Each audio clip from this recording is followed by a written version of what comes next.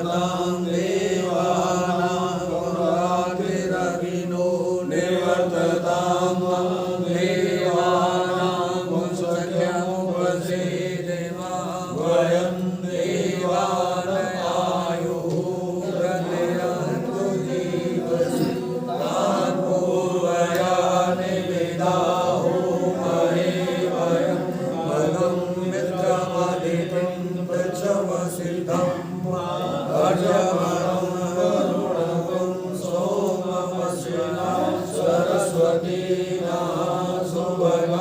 सुभगामयस्कर्ता तन्नो वातो मयो भुवातु वेगजं तन्माता पृथिवी तन्विता द्यो तदावाणः सोमसुतो मयो भुवस्तदश्विना शृणुतं निष्णाजुवन्ता तमीशानं जगतस्तस्वत्वं ध्येयं जीवमशिषे महे वयं महाभूतानो यथा वेदसामसब्रह्मे रक्षिता वायुरदब्धः स्वस्ति स्वस्ति न इन्द्रो वृद्धश्रवाः स्वस्ति नः पूषा विश्ववेदाः स्वस्ति नस्तार्क्ष्यो अरिष्टनेमिः स्वस्ति नो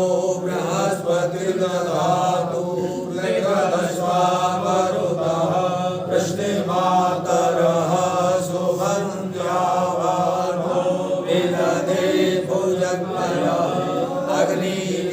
अग्निविद्यामनवः सूरचक्षसो विश्वे नो देवाः अवसागमन्ये भद्रं कर्णेभिः शृणुयामदेवा भद्रं पश्येमाक्षभिर्यजत्राः स्थिरैरङ्गैस्तुष्ट्वा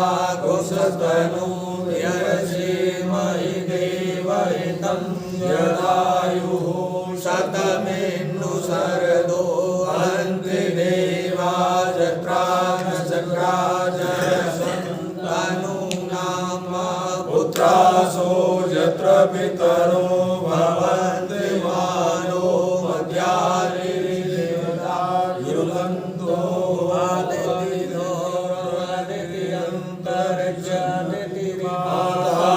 पिता स पुत्रः विश्वे देवा अदितिः पञ्चजना अदितिजातमदितिजनित्वं द्योः शान्तिरन्तरिक्षं शान्तिः पृथिवी शान्तिरापः शान्तिरोगदयः शान्तिः वनस्पतयः शांति ब्रह्म शांति सर्वगं शांति शांतिरेव शांति सामा शांति यतो यतः समीहसि ततो नो अभयं कुरु सन्नः कुरु प्रजाभ्यो भयं नः पशुभ्यः गणानां त्वा गणपतिगुं भवामहे प्रियाणां त्वा प्रियपतिगुं भवामहे निधीनां त्वा निधिपतिगुं भवामहे वसो आहमजानि गर्वधम् अम्बे अम्बिके मालिके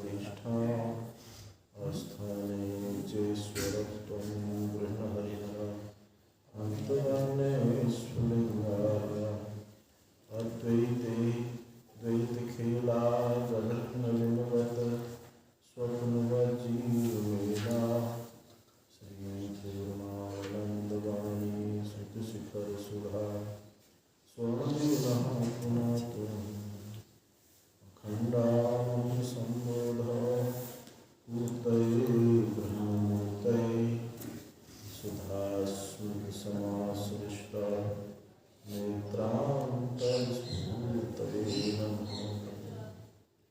शङ्करं शङ्कराचार्यं केशवं वादयामि सूत्रभाष्ये भगवन्तो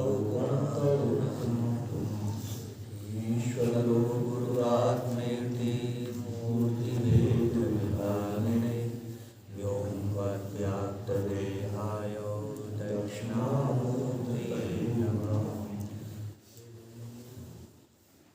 पहले अध्याय के पहले पाद का चौथा अधिकरण और चौथा ही सूत्र तत्व समन्वयात्मक विचार चल रहा है।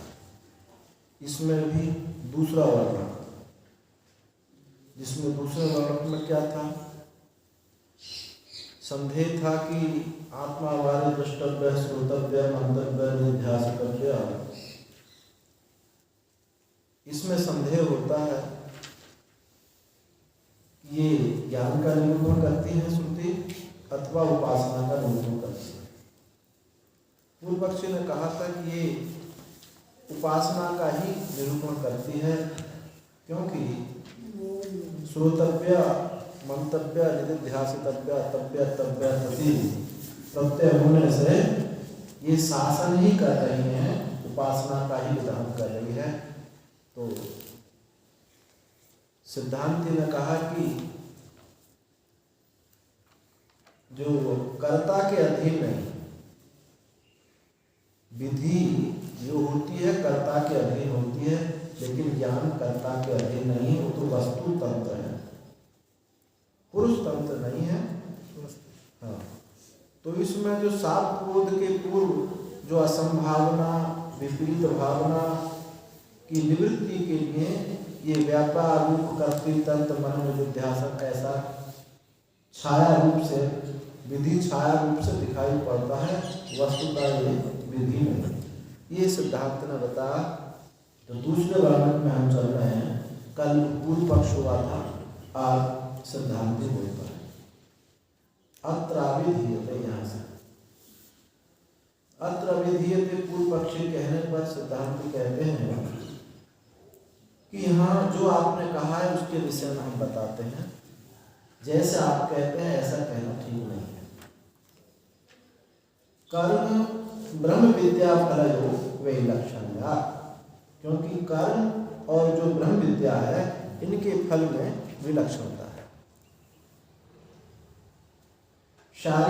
शारीरम वाचिकम मानसम च कर्म श्रुति स्मृति सिद्ध धर्मात्मक। शरीर से, वाणी से, मन से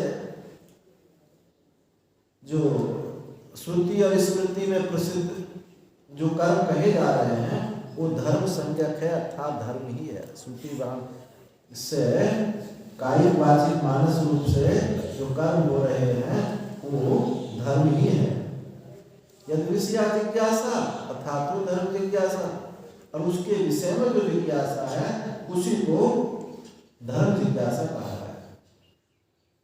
ऐसा सूत्र से निश्चित होता है। अधर्मोपि हिंसा आदि प्रतिषेध चोदना लक्षणत्वात् जिज्ञासा परिहाराय। जो प्रतिषेध विधि दिखाई पड़ती है, प्रतिषेध चोदना, इनसे लक्षित होता है कि जो जिज्ञास्य है अधर्म हिंसा आदि जो है, हिंसा अधर्म आदि जिज्ञासा उसके परिहार करने के लिए, निवृत्ति करने के लिए, और तयो शोधना लक्षणयो अर्थानर्थयो धर्म धर्मयो फले फले प्रत्यक्षे सुख दुखे शरीर मनोभीर एवं मनोभीर उपभुज्यमाने विषय इंद्रिय संयोग जन्य ब्रह्मादिषु स्थावरत्वेषु प्रसिद्धे। इन दोनों में कौन धर्म धर्म चोदना लक्षण एक विधि में से 14 लक्षणों में अर्थ में अनर्थ में धर्म अधर्म इनका फल प्रत्यक्ष है। क्या फल है इनका प्रत्यक्ष? सुख और दुख। धर्म का फल सुख और अधर्म का फल दुख। तो शरीर वाणी मन के द्वारा इनका उपभोग किए जाने पर और विषय इंद्रिय संयोग जन्य विषय इंद्रिय के संयोग से उत्पन्न ये ब्रह्मादि से लेकर के स्थावर पर्यंत सब में ये बात देखी जाती है कि अर्थ अनर्थ, धर्म अधर्म, धर्म का फल सुख, अधर्म का फल दुख, ये सब में देख ब्रह्मा से लेकर के स्थावर पर्यंत सब बात देखी जाती है। तो मनुष्याद आरभ्य ब्रह्मांतेषु देवसु सुखतारतम्यम अनुसूयते। मनुष्य से लेकर के ब्रह्मा पर्यंत इन देहधारियों में सुख की तारतम्यता ने ऊंचा नीचा उतार चढ़ाव देखा जाता है। ततश्च तद्धर्म ततश्च तद हेतु धर्म से तारतम्य। जब इनमें सुख की तारतम्यता देखी जाती है तो उनका हेतु क्या है? धर्म। इनके उस धर्म में भी तारतम्यता देखी जाती है। किसने कितना धर्म किया? जिसका धर्म उत्कृष्ट है उसका सुख उत्कृष्ट है, जिसका धर्म छोटा उसका सुख भी छोटा है। ऐसी तारतम्यता न्यूनाधिकता ऊंच नीच देखी जाती है। धर्म तारतम्य अधिकारी तारतम्यता, धर्म की तारतम्यता से अधिकारी की भी तारतम्यता देखी जाती है। ये उत्कृष्ट अधिकारी है तो इसने उत्कृष्ट धर्म किया और उसका फल उत्कृष्ट सुख प्राप्त हुआ। जो निकृष्ट है उसको जो है उतना सुख प्राप्त नहीं होता, उसके अधिकारित्व में भी न्यूनता हो। प्रसिद्धं च अर्थित्व सामर्थ्याधिकृत अधिकारी तारतम्यम।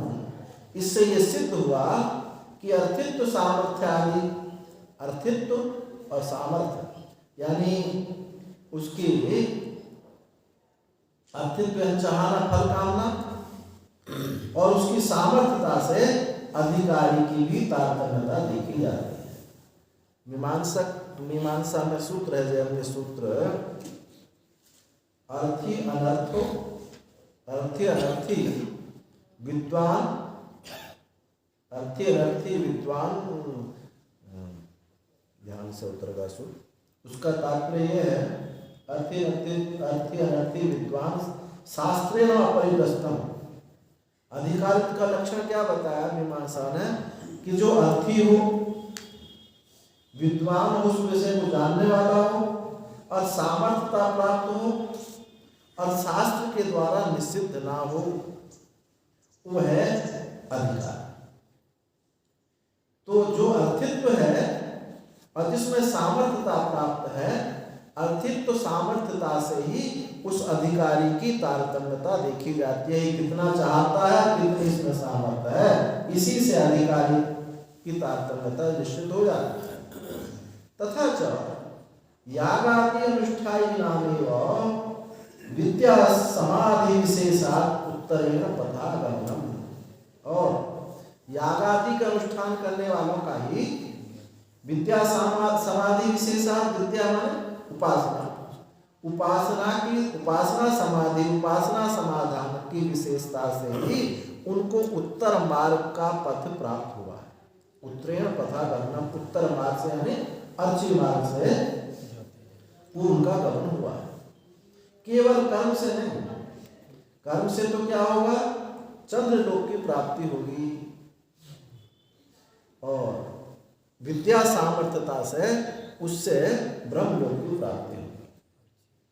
और भी जो पंचाग्नि विद्या है छांदोग्य में बृहदारण्यक में, किस किस को ब्रह्मलोक की प्राप्ति होती है? एक नैष्ठिक ब्रह्मचारी और ज्ञान जिसको नहीं हुआ है, केवल संन्यास आश्रम के नियम का पालन करने वाला, ऐसे परिव्राजक और पंचाग्नि विद्या जानने वाले को ब्रह्म लोक की प्राप्ति होती है, अर्थात उसको क्रम मुक्ति प्राप्ति होती है। और जिनको ज्ञान है वो सद्यो मुक्ति है। तो ऐसे लोगों को ब्रह्म उस क्रम मुक्ति प्राप्त होती है, अच्छी मार्ग की प्राप्ति होती है। केवल ही इष्टापूर्त दत्त साधन धूमालिक्रमेण दक्षिण पथागमन, और जो केवल कर्म करते हैं जिसके साथ विद्या नहीं है, वहां जो पंचग्नि विद्या में गृहस्थ को भी, पंचग्नि विद्या जानने वाले गृहस्थ को भी उत्तर मार्ग की प्राप्ति होती है, क्रम मुक्ति प्राप्त होती है। उसमें क्या हेतु है? उसमें ये हेतु है कि आप पूरी पंचग्नि विद्या को देखें तो वैराग्य निकलता है। वैराग्य को बताती है पंचग्नि विद्या, और जिसको ज्ञान नहीं है, वैराग्य है, वो तो उत्तर मार्ग से जाकर क्रम मुक्त हो जाएंगे, और जिनको वैराग्य और ज्ञान हो सद्य मुक्त हो जाएंगे। ब्रह्मलोक में भी जो क्रम मुक्ति प्राप्त है, जिन्होंने समाधि आदि का अभ्यास किया है, समाधि भी तो उसी की होगी जो निर्वासन होगा। सबको समाधि थोड़ी हो जाती है। तो ये वैराग्यवान हो, अज्ञान ना हो तो क्रम मुक्ति, और वैराग्य से ज्ञान उसको हुआ है तो सद्य मुक्ति। जो केवल कर्म है, वहां पंचग्नि विद्या में वैराग्य की ही प्रधानता। उसमें ऐसा उत्कृष्ट वर्णन किया है कि जीव स्वर्ग लोक पर्यंत जाकर के फिर यहाँ लौटता है, यहाँ फिर कीट पतंगी आदि योनि में प्राप्त होता है। उससे उसके जीवन में उसको सुन करके वैराग्य होता है। बस इतना इसका तात्पर्य है। जैसे और अग्नि मुख्य अग्नि है, ऐसे वो अग्नि की बात नहीं है। वहां तो आधान किया हुआ अग्नि नहीं है, वहां तो मानसिक उपास्य अग्नि है। तो जो केवल कर्म करने वाले हैं, केवल ही इष्टापूत दत्त साधन है, इष्टापूत दत्त साधनों के द्वारा धूमादि क्रम से दक्षिण मार्ग को जाना है। तो कौन क्या कहेंगे? इष्ट पूर्त दत्त तीन कर्म। तो इष्ट कर्म कौन है? अग्निहोत्रादि कर्म। अग्निहोत्रम तपस्सत्यम वेदानां चानुपालनम आतिथ्यम वैश्वदेवम च इष्टमिति अभिधीयते। अग्निहोत्र करने वाले, तप करने वाले, वेदों का स्वाध्याय करने वाले, आतिथ्य सेवा करने वाले, वैश्वदेव करने वाले, उनको इष्ट कर्म कहते हैं। और कूप बावड़ी कुआ तालाब आदि बनवाने वाले, मंदिर बनवाने वाले, अन्य क्षेत्र लगाने वाले, इनको क्या है? पूर्त कर्म कहते हैं। और दत्त कर्म क्या है? शरणागत संत्राणाम भूतानाम चाप्यहिन शरण बहि वेदी यज्ञानाम दत्तमिति अभिधीयते। जो शरणागतों की रक्षा करते हैं, भूतों पर दया करते हैं, और यज्ञ की वेदी के बाद दान देते हैं, उनको दत्त कर्म कहते हैं। तो इन कर्मों के करने से उसको दक्षिण मार्ग की प्राप्ति होती है। तत्र सुख तारतम्यम तत्साधन तारतम्यम च शास्त्रात् यावत् संपादुषित्वा इति अस्माद गम्यते। वहां भी सुख तारतम्यता और उनके साधन की तारतम्यता शास्त्र से विदित है। वहां भी शास्त्र से उनके, अब तैत्तिरीय उपनिषद में आप देखें, वहां एक के बाद एक मनुष्य के आनंद से 100 गुना मनुष्य गंधर्व का आनंद, उससे 100 गुना देव गंधर्व का आनंद, ऐसे क्रम से कहा कि एक ब्रह्मवेत्ता को ये समस्त सुख उसको प्राप्त है। यावानर्थ उदपाने सर्वथा संपूर्णतो के तावान सर्वेषु वेदेषु ब्राह्मणस्य विजानता। ऐसे तत्ववेत्ता में सब समाहित हो जाता है। ऐसे सारे सुख उसको प्राप्त ही है। तो उनके साधन की तारतम्यता शास्त्र से विदित है। क्या? यावत् संपादन उषित्वा, जब तक पूर्ण है तब तक वहां वास करेगा, उसके बाद उसका फिर पतन फिर गिर जाएगा।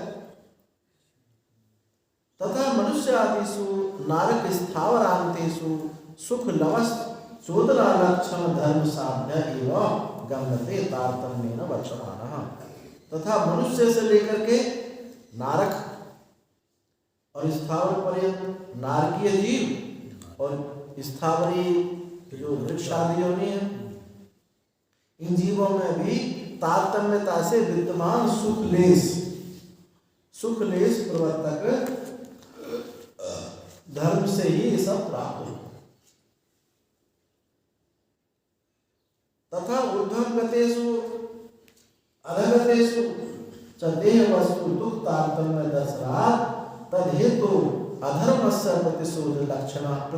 प्रतिषेध चोदना लक्षणस्य तदनुष्ठायिनां च तारतम्यं गम्यते। और ऊपर के लोकों में गए हुए और नीचे के लोकों में गए, ऐसे जो देहधारी है इनके दुख तारतम्य दर्शनात्, इनके दुख की तारतम्यता देखने से तद हेतु, उनका हेतु जो अधर्म है, स्थावर योनि किसको प्राप्त होगी? पापी को तो प्राप्त होगी, नारकीय योनि पापी को तो प्राप्त होगी। तो अधर्म, उसका जो हेतु अधर्म है वो प्रतिषेध चोदना लक्षण, जिसका निषेध किया जाता है, लक्षण तद अनुष्ठायिनां तारतम्यं गम्यते, उसके अनुष्ठान करने वालों की तारतम्यता देखी जाती है। इस प्रकार एवं अविद्यादि दोषवतां धर्म अधर्म तारतम्य निमित्तम शरीरोपादान पूर्वकम सुख दुख तारतम्यम अनित्यम संसार रूपम श्रुति स्मृति न्याय प्रसिद्ध। इस प्रकार जो अविद्या आदि दोष से युक्त हैं, अज्ञानी हैं, धर्म अधर्म की तारतम्यता के कारण शरीर उपादान पूर्वक उनको जो शरीर ग्रहण हुआ है वो भी इसी के कारण हुआ है, और सुख दुख तारतम्य भी जो है वो भी इसी के कारण प्राप्त हुआ है। और वो क्या है? अनित्य है। संसार भी अनित्य ही उसका ये सुख दुख है, ऐसा श्रुति स्मृतियों से, ये श्रुति स्मृति और युक्ति से बात सिद्ध है। तथा श्रुति, इसमें श्रुति भी कहा कि ना हा भाई सशरीरस्य सतः प्रिया प्रियो अपहतिरस्ति, जो सशरीर है जिसका देह के साथ तादात्म्य है, ऐसे सशरीर वाले को सुख दुख का उसका नाश नहीं होता। देह तादात्म्य सबसे बड़ा दुख तो यही है कि शरीर के साथ तादात्म्य है। तो सशरीर का होने वाले का उसको प्रिय यानी सुख दुख का हो या राग द्वेष का हो, ये उसके नष्ट नहीं होते। यदि यथा वर्णितम संसार रूपम अनुवदति, जैसा वर्णन हुआ है संसार रूप का, ये ऐसा ही संसार रूप का वर्णन हुआ, अनुवाद किया जाता है। जैसा वर्णन किया है ऐसे संसार इसका अनुवाद करता है। ये श्रुति यही बताती है कि धर्म का फल सुख, अधर्म का फल दुख। जिसने देह के साथ तादात्म्य किया है उसके सुख दुख की निवृत्ति नहीं होती है। अशरीरम माम संतम न प्रिय प्रिय स्पर्शतः इति प्रिय अप्रिय स्पर्शन प्रतिषेध चोदना लक्षण धर्म कार्यत्व मोक्षाख्य अशरीरत्व प्रतिषिद्धते इति कथ्यते। श्रुति में जो अशरीरम भाव, जो जिसका शरीर के साथ तादात्म्य नहीं, उसको प्रिय अप्रिय स्पर्श नहीं करते, उसको सुख दुख स्पर्श नहीं करता, राग द्वेष स्पर्श नहीं करते। प्रिय अप्रिय स्पर्श दर्शन, स्पर्श जो प्रतिशोध चोदना लक्षण धर्म कार्यत्व, उसका वो मोक्ष है। प्रिय अप्रिय का जहाँ स्पर्श नहीं, प्रिय अप्रिय के स्पर्श का जहाँ प्रतिषेध किया है, प्रतिषेध लक्षण जो क्या है, वो मोक्ष संज्ञा, शरीर रहित को मोक्ष की संज्ञा दी गई। अशरीरस्य प्रतिषिद्धते इति कथ्यते, जिसका शरीर के साथ तादात्म्य नहीं है उसके लिए प्रिय अप्रिय का निषेध किया गया। ऐसा ये जान जाता है। धर्म कार्यत्व ही प्रिय प्रिय स्पर्शन प्रतिषेधो नोपद्यते, परंतु धर्म कार्य में प्रिय प्रिय का स्पर्श का प्रतिषेध नहीं प्राप्त होता, क्योंकि कहीं अच्छा होगा तो कहीं बुरा होगा। जहाँ अच्छा होगा वहाँ राग हो जाएगा, जहाँ बुरा होगा वहाँ द्वेष हो जाएगा। अधर्म होगा दुख हो जाएगा, धर्म होगा सुख हो जाएगा। तो वहाँ इसका निषेध नहीं किया जा सकता।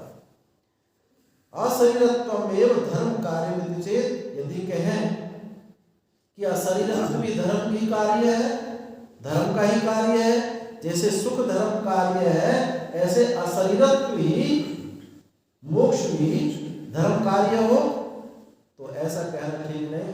धर्म का फल नहीं है, धर्म का कार्य नहीं है मोक्ष, ना तस्य स्वाभाविकत्वात्, क्योंकि मोक्ष किसी का कार्य नहीं बनता, किसी का अंग नहीं बनता, वो तो स्वाभाविक है, नहीं अपना आपा है।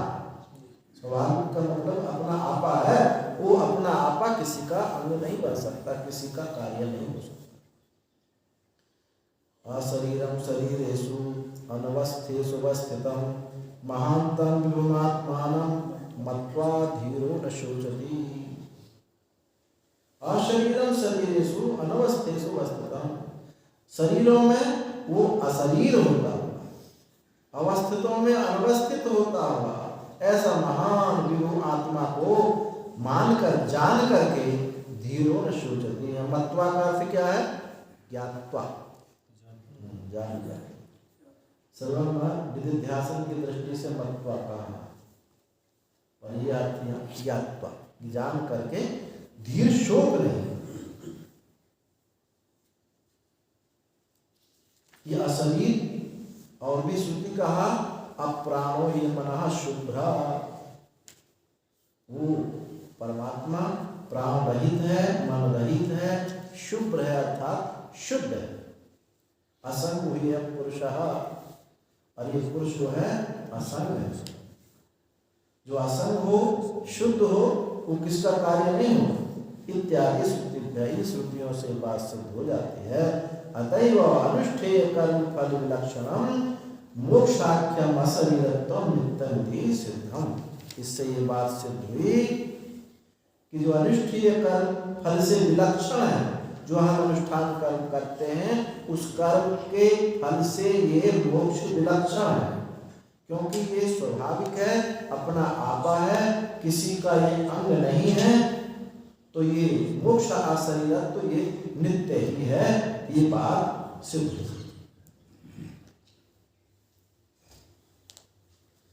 तत्र किंचित परिणामी नित्यम यस्मिन् विक्रियमाणेपि तदेवेदम इति बुद्धि न विहन्यते।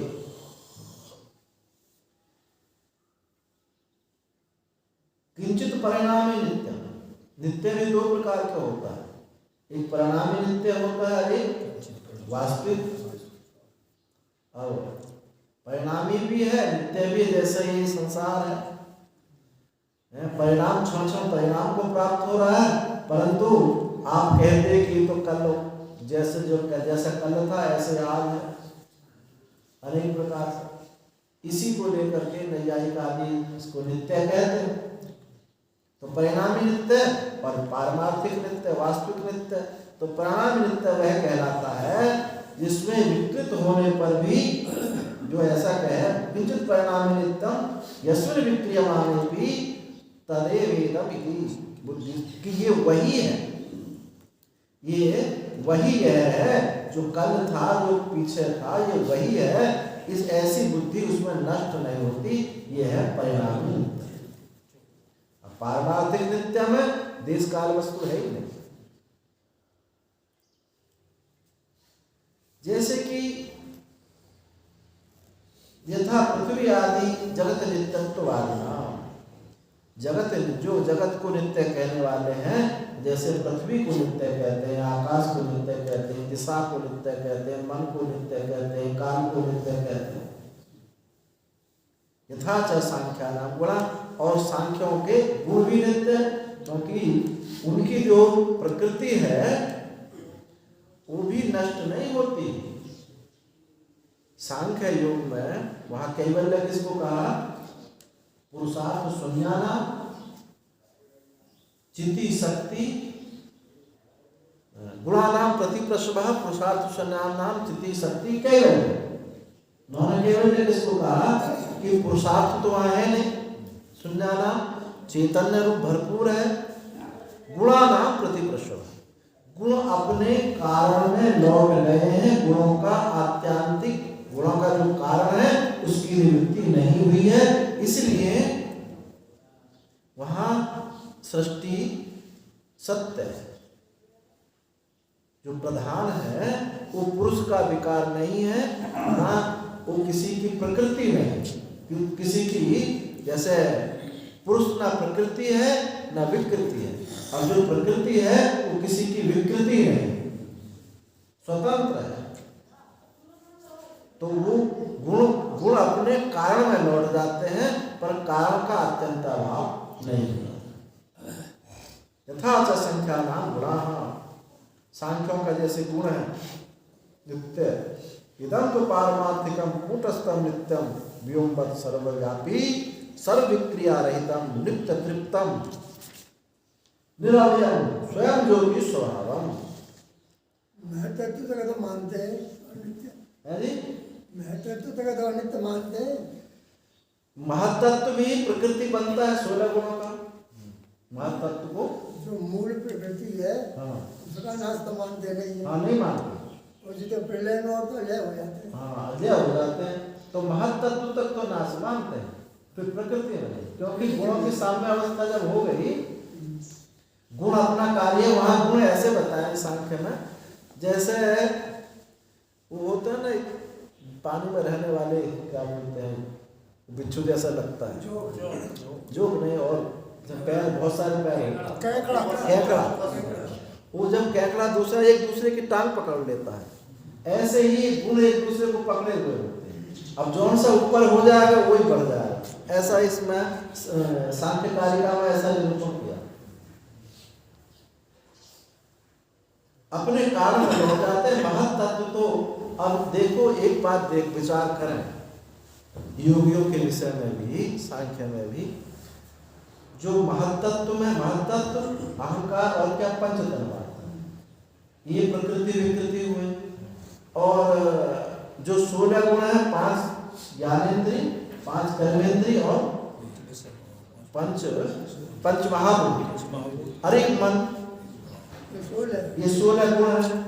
तो 16 गुणों में भी कहीं नाम रूप नहीं आया, ज्यादा केवल विकार है, विकार है। इन विकारों में भी नाम रूप को नहीं लिया है, नाम रूप को नहीं ले, नाम रूप को योगी भी कल्पित मानता है, परंतु पदार्थ को सत्य मानता है। अब यहाँ देखो दोनों दर्शनों में क्या भिन्नता है, आप नाम रूप से पदार्थ को भिन्न नहीं मानते, ये जो माइक है नाम रूप से अलग नहीं है, वो कहता है कि नाम रूप कल्पित है, परंतु जो पदार्थ है वो सत्य है। जितने अंश में उसने कल्पित माना है उतने अंश में वो असंग हो गया। आसक्ति जो है, देखो पदार्थ में आसक्ति किसी की नहीं होती, पदार्थ में आसक्ति नहीं होती, नाम रूप में आसक्ति होती है। नाम रूप को उसने भी कल्पित किया तो आसक्ति उसकी नहीं रही, परंतु पदार्थ की सत्यता होने से कारण की सत्यता बनी रही। व्यवहार तो नाम रूप नाम से है, हाँ नाम से रूप से दोनों से है व्यवहार, जितना व्यवहार हो रहा है केवल नाम से, नाम रूप नाम से है। अब वो नाम रूप इसलिए उनका व्यवहार उनका भी नहीं रहेगा, परंतु जो कारण की सत्यता है अभेदता नहीं हुई, अद्वितीयता नहीं हुई, कारण की सत्ता को उन्होंने स्वीकार कर लिया। और जब कारण की सत्ता को आपने स्वीकार कर लिया है, जब तक ये कार्य कारण बुद्धि हमारी नहीं निवृत्त होती तब तक अभेद बोध नहीं हो सकता। हम हर चीज में कारण ढूंढते हैं। अभी किसी का थोड़ा नाखून लग गया, यहाँ नाखून लगा, क्या लगा, अरे भाई वहाँ गए थे, वहाँ कील लग सकती है, और दीवार में वहाँ दीवारों में बड़ी खरोंच सी लगी, वो लगा होगा, तुरंत कारण को खोजने लगती है। और जब तक कार्य कारणता कल्पित मिथ्या नहीं होंगे तब तक अभेद बोध नहीं होगा। कार्य कारणता मिथ्या, व्याप्य व्यापकता मिथ्या। और योग वासिष्ठ आदि ग्रंथों में जो संस्कार आदि को काट दिया, संस्कार आदि को भी जो काकतालीय न्याय है वहाँ ये भी काट दे। तुम इस संस्कार में क्यों लगाते हो? जब एक कारण को मान लो तो संस्कार में लाने की क्या जरूरत? हाँ मिट्टी ने ऐसा जो मिट्टी दी है स्थिति में, हाँ मिट्टी के ज्ञान से सारे कारणों की जो सारे कारणों का बोध होता है। हाँ उससे ये कारण दृष्टि या कराइए तो वो अभेद में नहीं कराइए। हाँ देखिए ठीक बात। यहाँ कारण दृष्टि जो है वहाँ जगत को मिथ्या सिद्ध होने के बाद में फिर बताइए मृत पिंड कारण रहेगा क्या? कारण वहीं तक है जब तक कार्य की निवृत्ति नहीं है। जब कार्य की निवृत्ति है तो कारण फिर बताइए कहाँ ढूंढ कर लाओ। कार्य से ही कारण कहा जाता है, नहीं तो कारण की सिद्धि कहाँ है? वहाँ कार्य की निवृत्ति से कार्य की निवृत्ति हो गई तो अब कारण की सिद्धि कैसे होगी? कारण की सिद्धि फिर नहीं होगी ना। जगत में सतत तो बैठा है। हाँ अपने हमें किसी वस्तु में सतत तो बैठा है, तभी तक तो बंधन है। हाँ मिथ्या होते बस कुछ नहीं, फिर वो मान लो भाव तो होता है। हाँ मिथ्या सिद्ध होता है, बस भास होता है। भाई सत्य मन का स्वभाव ये है कि हम सत्य है, जिसको सत्य समझे उसी को पकड़ेगा। और जब समझ रहे कल्पित है मिथ्या तो वहां नहीं जाएगा। यहाँ योग की इसमें ये जो है यही थोड़ी तो न्यूनता रहेगी। कोई नाम रूप को तो कल्पित मान लिया उसने, पर वो पदार्थ को सत्य मान लिया, इसलिए वहां दुख तो नहीं होगा, पकड़ तो नहीं होगी, पर अभेद बोध भी नहीं, अभेद बोध नहीं होगा। हाँ ये जरूर है ऐसे लोगों को कुछ निमित्त मिल जाता है और निमित्त बंधन में वो भी नहीं आएंगे। जो यहाँ तक पहुंच चुका है वो उसको कोई ना कुछ ऐसा निमित्त मिल जाएगा कि कोई महापुरुष आके बता देगा कोई वाक्य, इतने वाक्य मात्र से ही काम हो जाएगा। तो इसमें भी भाई साधना किया उसने, मन का एकाग्र किया, चिंतन किया है नाम रूप का, तो भाई औरों की तरह थोड़ी हम जैसे काट देते इतना हल्का थोड़ी है। तो देखो किसी व्यक्ति ने रूप नहीं देखा है, नाम लिख लिया। हाँ नाम लिखते ही रूप को ढूंढेगा कि नहीं? हाँ ढूंढेगा। जैसे किसी का थाने में नाम लिख लिया, हाँ मान लो केस में नाम लिखेगा थाने में, अभी उसने देखा नहीं उसको, अब उस रूप को ढूंढेगा कि नहीं? हाँ ढूंढेगा, बिल्कुल ढूंढेगा। और ऐसा भी होता है तो पता ही नहीं है। ऐसा भी होता है किसी की, बहुत लोगों में ऐसे होते हैं किसी को नाम की स्मृति रहती है, रूप विस्मृत हो जाता है, किसी को रूप की स्मृति होती है, नाम भूल जाता है। ऐसा भी बहुत होता है। इसलिए दोनों पक्ष हैं, ये नाम से रूप को ढूंढते हैं, रूप से नाम को ढूंढते हैं। स्वामी अपने नाम रूप की विस्मृति ना होते हैं, अपने नाम की न रूप की विस्मृति। वो तो जो नाम रूप नहीं है चेतन है उसकी क्या विस्मृति, सारी केवल नाम पे जगह चल जाएगी, व्यवहार तो केवल नाम पे चल नाम। हाँ नाम से ज्यादा चलता है क्योंकि नाम से नामी की तरफ भी आकर्षण होता है, देखने की मुझको नहीं। जब किसी का नाम लिखा जाता है, नाम को कटवाने के लिए कितना प्रयत्न करता है। हाँ ठीक बात है, नाम कटवाने के लिए किसी का नाम लिख जाए किसी केस में, तो नाम कटवाने के लिए कितना प्रयत्न करेगा। यदि नाम का संबंध रूप से ना हुआ तो नाम भले लिखा रहता वो नहीं चाहेगा, संबंध उससे है। अगर नाम का केवल नाम है तो वो कोई बात है, नाम ही तो चल रहा है, हमारा क्या बिगाड़, ये ऐसा भी बोलते हैं। जब पुतला जलाते हैं, पुतला जलाते हैं, यदि नाम न हो तो पुतला जला लो करो। अब वो जो आगे बोले ना पुतला वाला आगे इसमें आया बस, क्योंकि उसमें आगे जो इसी प्रसंग में आएगा बाद में कि नाम के साथ हम जो तादाद में किए हुए तब दुख होता है, पुतला भले जलता रहे। अब जलाते हैं, नेताओं के पुतला जलाते हैं, अब वो तो बैठा रहता अपने बंगला है, पुतला वहां जलता है, जूता मारते रहते हैं, भागते रहते हैं ना, है, लेकिन कष्ट उसको होता है क्योंकि उसने उस पुतला के साथ तादाद में किया हुआ है, इसलिए वो जो है दुखी होता है, सुखी होता है। इसमें आश्रय आश्रय भाव कैसे बनेगा स्वामी जी नाम रूप में? आश्रय कौन रहेगा फिर इसमें नाम रूप में? ये दोनों अनादि से जैसे गाय के दो सींग हैं, अब क्या है कि कौन सा पहले कौन सा बाद में सिद्ध नहीं होगा, अनादि होगा, आश्रय नहीं बनेंगे। यथा पृथ्वी आदि जगत नित्यत्ववादिना, जैसे जगत को नित्य कहने वाले इस पृथ्वी को नित्य कहते हैं और सांख्यवादी गुणों को नित्य कहते हैं। इदं तु पारमार्थिकम कूटस्थम नित्यम व्योमवत् सर्वव्यापी सर्वक्रिया रहितम नित्य तृप्तम निरवयम स्वयं ज्योति स्वभाव। किंतु ये जो पारमार्थिक नित्य है, ये कौन सा था पहले? परिणामी नित्य है। ये पारमार्थिक नित्य क्या है? ये कूटस्थ है, नित्य है, आकाश के समान सर्वव्यापी है, समस्त विक्रियाओं से रहित है, नित्य तृप्त है, निरवय अंग रहित है और ज्योति स्वयं ज्योति है। इसको किसी दूसरे के प्रकाश की आवश्यकता इसमें नहीं है, ज्योति स्वभाव है, ज्योति इसका प्रकाश स्वरूप है। यत्र धर्म धर्मौ सह कार्येण कालत्रयं च नोपावर्तते, जो जिसमें धर्म धर्म के साथ उसके जो कार्य हैं सुख दुख कालत्रय तीनों कालों में उसका कोई संबंध नहीं है।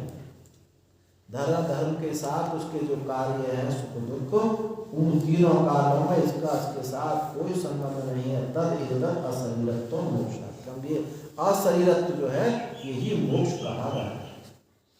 देह के तादात्म्य में, देह तादात्म्य में से छूट जाना यही मोक्ष है। श्रुति कहा अन्यत्र धर्मात् अन्यत्र अस्मात् तथा तथा अन्यत्र भूताच्च भव्याच्च। ये जो है धर्म से अन्य भिन्न है, विलक्षण है, अधर्म से भी विलक्षण है, ये कार्य से भी विलक्षण है और कारण से विलक्षण है, भूत से विलक्षण है, भविष्य से विलक्षण है और वर्तमान से भी विलक्षण है। वर्तमान की तो वैसी सत्ता नहीं रहती, जब भूत भविष्य की सत्ता ना हो तो वर्तमान भी कहना बनता नहीं। अतः तद ब्रह्म यस्येयं जिज्ञासा प्रस्तुता, इसलिए उस ब्रह्म की, वह ब्रह्म जिसकी ये जिज्ञासा प्रस्तुत हुई है, ये उसी का स्वरूप निर्धारित किया। बहुत कम क्षणा है वो, जैसे भूत भविष्य में देखो ना, तो भूत तो जाने वाला है, हाँ, वो भविष्य आने वाला है, तो बीच में वर्तमान काल है, वो कहीं नहीं रहेगा। भूत भविष्य के जाते वर्तमान खत्म, भूत भविष्य के जाते वर्तमान खत्म। नहीं कह रहे जो भूत में जा रहा है, हाँ, वो वर्तमान का, यानी संधि तो वर्तमान है।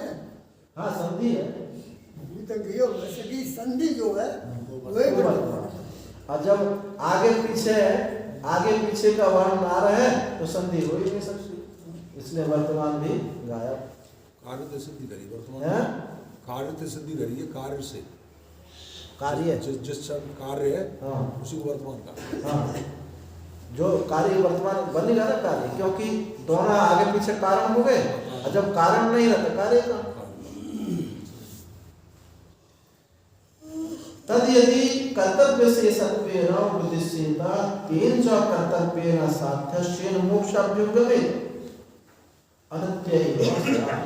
वह यदि कर्तव्य शेष रूप से यानी अंग रूप से उसका कर्तव्य साध्य चेत, यदि कर्तव्य से मोक्ष साध्य यदि आप मानते हो तो कैसा होगा? वो अनित्य ही होगा। तत्रैवं सति यथोक्त कर्म फलेषु एव तारतम्यावस्थितेषु अनित्येषु कश्चित् अतिशय मोक्ष इति प्रसज्येत। वहीं इस प्रकार होने पर यथोक्त कर्म फलेषु, यथोक्त कर्म फलों में ही तारतम्य अवस्थित हो, जिसमें तारतम्य ऊंच नीच आती है, उन अनित्यों में ही यदि कोई मोक्ष होगा तो कोई अतिशय रूप से मोक्ष कहेंगे वो। भाई अतिशय माने जैसे इससे बढ़कर ये, इससे बढ़कर ये, इससे बढ़कर ये, अतिशय हो गया। और जहाँ ये समाप्ति हो जाए वो निरतिशय। तो जो तारतम्य कर्म के फलों में तारतम्य वाला जो मोक्ष होगा वो अनित्य होगा। उसमें कोई यदि उसी को कोई मोक्ष कहता है तो कोई अतिशयता रूपी होगी, निरतिशयता मोक्ष नहीं होगी। जैसे कि स्वर्ग और पृथ्वी लोक से, पृथ्वी के मनुष्य लोकों से और गंधर्व आदि लोकों से बढ़कर के स्वर्ग, तो वो एक अतिशय है, उसी को हम मोक्ष मान लें। तो कर्म के दायरे में रह करके कोई अतिशयता मोक्ष है, ना कि निरतिशय मोक्ष। नित्यस्य मोक्ष, और मोक्ष तो नित्य है। सर्व ही मोक्षवादी भी अभ्युपगम्यते, सब मोक्ष भले कोई कैसे ही माने है, लेकिन कहता था कि मोक्ष नित्य है।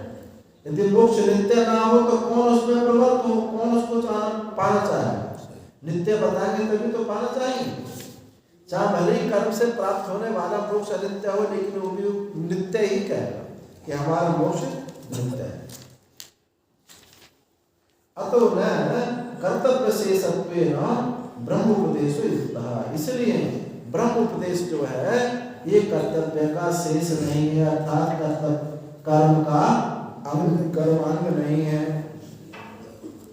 अपिच ब्रह्म वेद ब्रह्म ही बनती है, और ये ब्रह्म को जानने वाला ब्रह्म ही होता है। छियते चास्य कर्माणि तस्मिन् दृष्टे परावरे,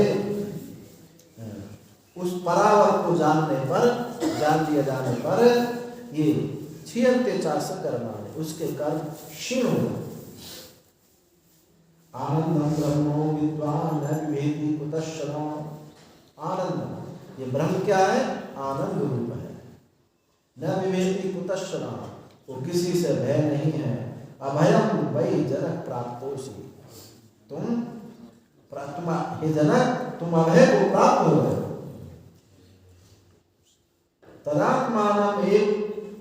तदात्मानमेव आवेद अहम ब्रह्मास्मि, उसने यही जाना कि मैं ब्रह्म हूं। तस्मात् तत्सर्वम अभवात्, वह सब वह वही होगा, सब वही होगा। तो और भी श्रुति कही, तत्र को मोह कहा शोका एकत्व अनुपश्यतः, वहाँ मोह कहाँ है, शोक कहाँ, जहाँ एकत्व का दर्शन हो गया फिर वहाँ क्या शोक है क्या मोह है।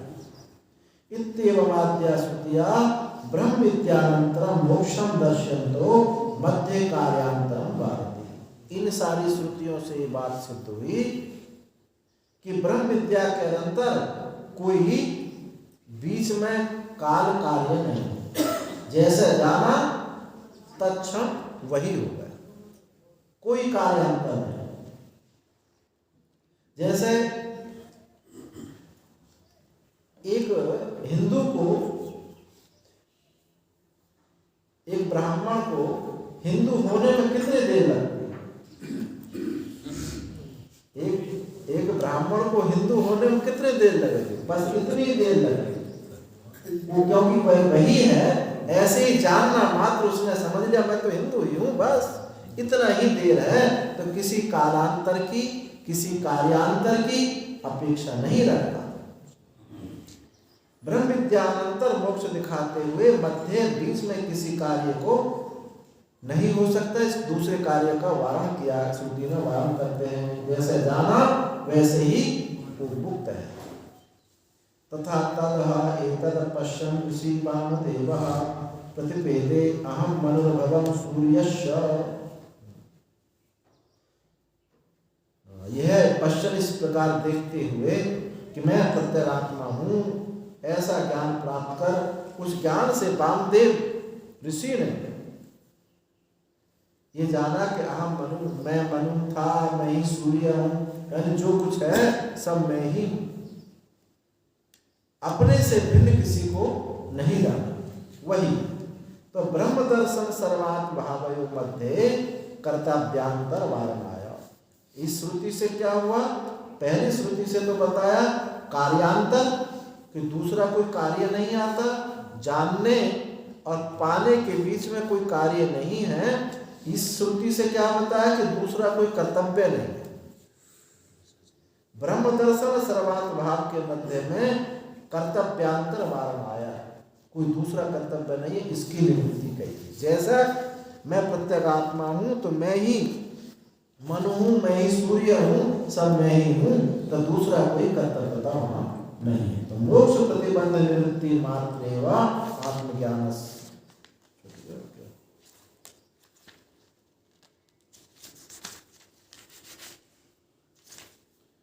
उदाहरण ये इसके लिए उदाहरण दिए गए श्रुतियों में कि जानने के बाद में कोई कर्तव्यता नहीं है, कोई कार्य नहीं है। जैसे दृष्टांत देते हैं लौकिक दृष्टांत, यथा तिष्ठन गायती थी तिष्ठति गायत्यो मध्ये तत्कर्तिकम कार्यांतरम नास्ति गम्यते। जैसे कोई खड़ा होकर के गाता है, खड़ा होकर के गाता है तो खड़ा होना और गाना इनके मध्य में कोई कर्तव्यता नहीं। कहो कि पहले खड़ा होगा फिर गाया ना, जब ये शब्द बोला जाए खड़ा होकर के गाता है तो खड़ा है ही, वो खड़ा ये क्रिया नहीं होगी पहले खड़ा होगा फिर गाया, वो खड़ा होकर के गाता है ना, खड़ा हुआ ही है। तो खड़ा हुआ तत्कर्तिकम कार्यांतरम नास्ति, उसमें जो कर्तव्य रूप है ऐसा दूसरा कोई कार्य वहां नहीं दिखाई पड़ता है। इसी प्रकार जैसे जाना, जानने मात्र से वो वही है, कुछ दूसरा देश अथवा काल का कोई व्यवधान वहां नहीं। त्वमीनः पिता यो अस्माकं अविद्यायाः परं पारं तारयसि। तुम ही नः पिता, तुम हमारे पिता हो जो हमको इस अविद्या के पार, अविद्या के पार हमको पहुंचाओगे। आप हमारे पिता हैं, आप हमको अविद्या के पार पहुंचाएंगे। श्रुतम ही एवं मैं भगवत ऋषिभ्यः तरति शोक आत्मविद इति सोहम भगवत शोचामि तन्मा भगवान शोकस्य पारं तारयतु। छांदोग्य में कि श्रुतम ही में भगवान आपके सदृश, भगवान आपके समान ही मैंने सुना है कि आपके समान ही तरति शोकमात्मित, मैंने सुना है कि आप जैसे हैं ऐसे जो शोकात्मित, जो आत्मित होता है शोक के पार चला जाता है। आपके सदृश लोगों से मैंने सुना है कि जो आत्मित होता है शोक के पार चला जाता है। भगवान सो हम भगवान शोचामि, में हे भगवान मैं तो शोक करता हूँ। सब कुमार को नारद जी ने कहा कि मैं तो शोक करता हूँ, बहुत सारी विद्या पढ़ी है मैंने, कितनी विद्याओं के नाम मिलाए, लेकिन ब्रह्म विद्या नहीं सुनी। तो मैं तो भगवान शोक, मैं तो मंत्रविद हूँ, मैं आत्मविद नहीं हूँ। सो हम भगवान शोचामि, मैं भगवान शोक करता हूँ। तन्माम भगवान शोकस्य पारं तारयतु, मुझको भगवान शोक के पार करो। तस्मै मृत कसाया तम सह परम दर्शति भगवान सनत कुमार। और उन मृदित कसाय के लिए जिसके मन निवृत्त हो गया दत्त पाप के लिए उत्तमस पारहा दर्शति, भगवान सनत कुमार उसको इस अविद्या से अज्ञान से पार करते हैं। ये वहाँ के प्रसंग से मालूम पड़ता है। स्वामी वो उन्होंने जो नाम गिनाए नारद जी ने, तो वो अपरा विद्या के अंतर्गत हो। हाँ सर, वहाँ अपरा विद्या के अंतर्गत नाम से शुरू हुआ है और प्राण तक गया है। यही कहा था तुमने पढ़ा है, नाम पढ़ा है। हाँ, नाम पढ़ा। जो तुम्हें उन्होंने बताई मैंने जे सब पढ़ लिए, तो तुम्हें पढ़ा क्या? नाम पढ़ा है। ये सब नाम के अंतर्गत है। और ये सारे साधन किए जाते हैं इस श्रवण आदि को, उससे पहले भी ये कर्तव्य नहीं है कि उनको मनन आदि के विचार किया जाता है या उसमें लगाया जाता है तो ये कर्तव्य नहीं है। देखो अभी आगे और आ रहा है, इसमें थोड़ा सा हम बता देते हैं। जो कर्म है, कर्तव्य है, कर्म है, क्रिया है, कारक है, ये किस पर निर्भर करते हैं? कर्म जो है कर्ता के ऊपर निर्भर करता है। आप एक मोटी परिभाषा समझ लो, कोई शास्त्रार्थ के बाद छोड़ दीजिए।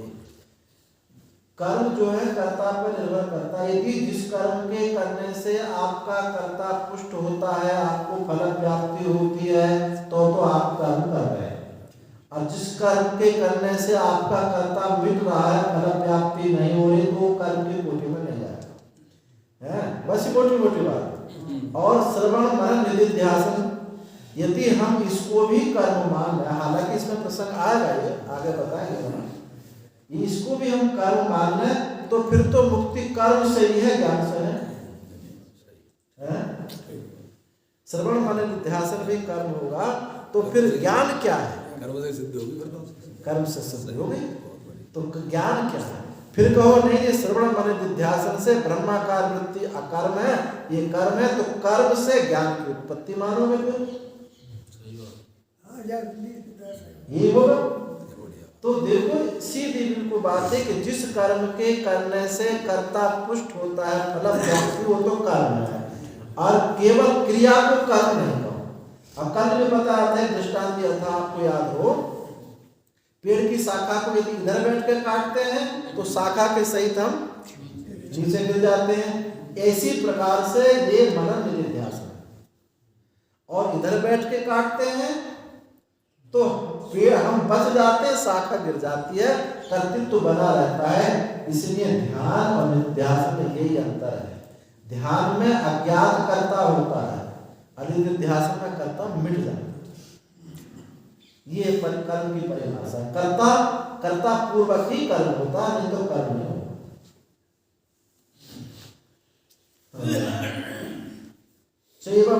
इन श्रुतियों से सिद्ध हुआ, श्रुतयो मोक्ष प्रतिबंध, श्रुतियां मोक्ष प्रतिबंध निवृत्ति मात्र एवं आत्मज्ञान से फलम दर्शति। ये जो श्रुतियां हैं मोक्ष प्रतिबंध निवृत्ति मात्र आत्मज्ञान का फल करती है, मोक्ष को बनाती नहीं, केवल प्रतिबंध की निवृत्ति करती है। तथा आचार्य प्रणीतम न्याय उपप्रणीतम सूत्रम, न्याय सूत्र दिया यहाँ,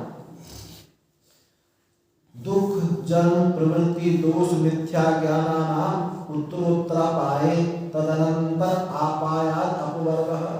न्याय सूत्र का कि दुख जन्म प्रवृत्ति धर्म अधर्म दोष एवं मिथ्या ज्ञान, इनमें कारण रूप जो कारण है उत्तरोत्तर के नाश होने से उसके पूर्व कार्य का नाश होकर के मोक्ष प्राप्त होता है। ऐसा ये न्याय सूत्र है। कैसे? जैसे मिथ्या ज्ञान हुआ, मिथ्या ज्ञान की निवृत्ति से क्या होगा? दोष की निवृत्ति होगी। मिथ्या ज्ञान बना कारण, और फिर दोष की निवृत्ति, दोष कारण बना और प्रवृत्ति कार्य बना। तो दोष की निवृत्ति हो, मिथ्या ज्ञान की निवृत्ति होने से दोष की निवृत्ति हो गई, दोष की निवृत्ति होने से प्रवृत्ति की निवृत्ति हो गई, और प्रवृत्ति की निवृत्ति होने से जन्म की निवृत्ति होगी, और जन्म की निवृत्ति होने से दुख की निवृत्ति हो गई। ऐसे शांति न्याय दर्शन भी ऐसा ही कहता है।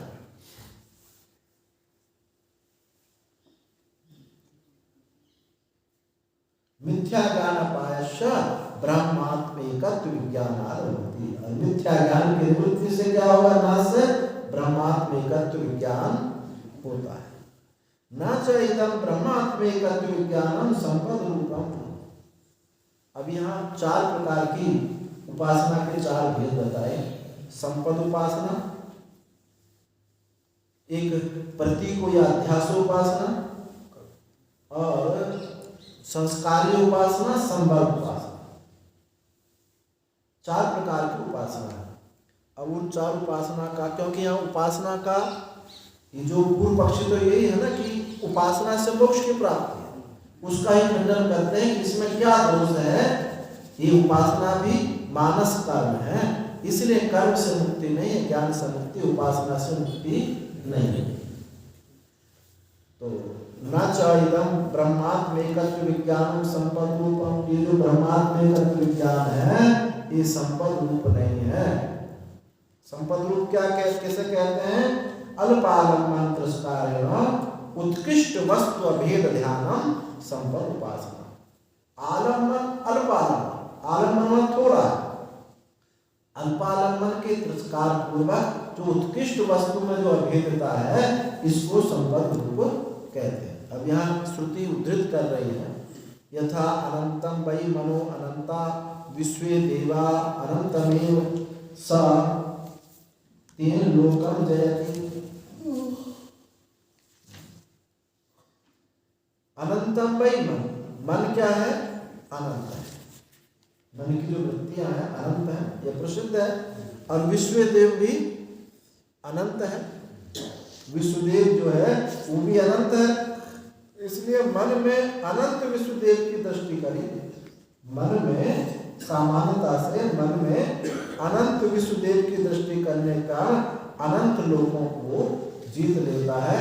तो मन में अनंत देव की दृष्टि करने से मनोवय अनंत, मन क्या है? अनंत है। तो मन आलम्बन लिया। अभी बताइए परिभाषा, अल्पालंबन तिरस्कारेण वस्तु अभेद ध्यानम संपद उपासना। जहाँ आलम्बन अल्प है वो तो है संपद उपासना। आगे और उपासना आएगी प्रतीक उपासना, उसमें आलम्बन मुख्य है। जहाँ आलम्बन की मुख्यता है वो तो होगी प्रतीक उपासना, और जहाँ आलम्बन अल्प है वो होगी संपद उपासना। मोटे रूप से भी देखें, शालक कोई मूर्ति है भगवान की विग्रह, तो क्या ध्यान रहता आपको? अरे भाई ज्यादा मूर्ति खराब हो जाएगी।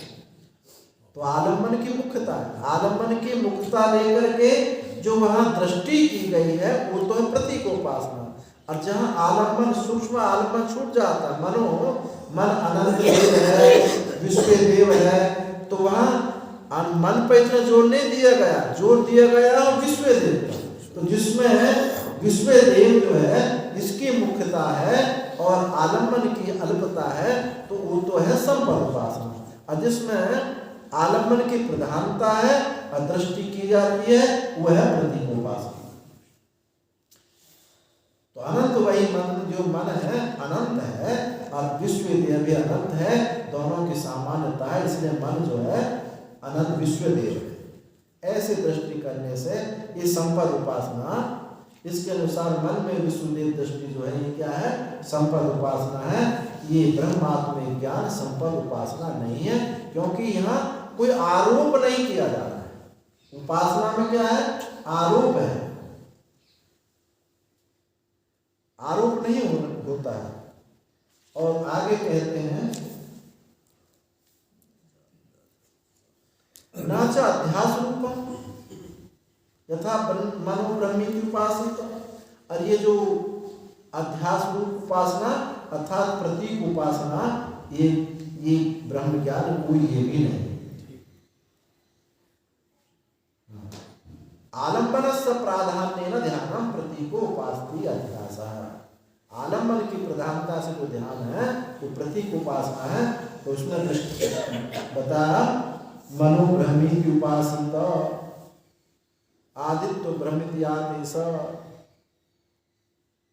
मन में ब्रह्म की उपासना करे तो मन की प्रधानता से ब्रह्म की दृष्टि।